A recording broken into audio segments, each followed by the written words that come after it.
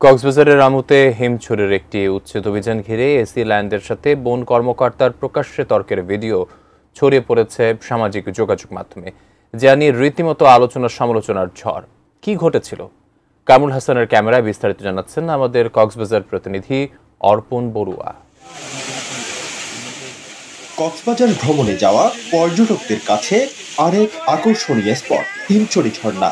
Marine ড্রাইভের পাশে সেই হিমছড়ি বাজার এলাকায় কফি শপ নির্মাণের উদ্যোগ নেয় কক্সবাজার দক্ষিণ বন বিভাগ।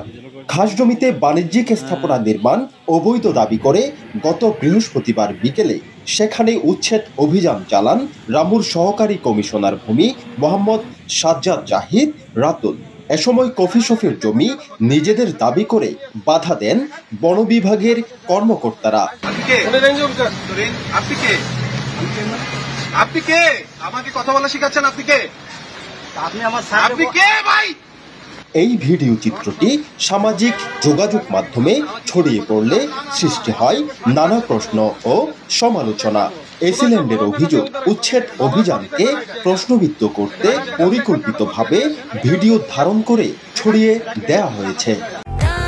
প্রাণ UHT মিল্ক, শুদ্ধতায় ও মমতায় সবসময় সেরা স্বাদে।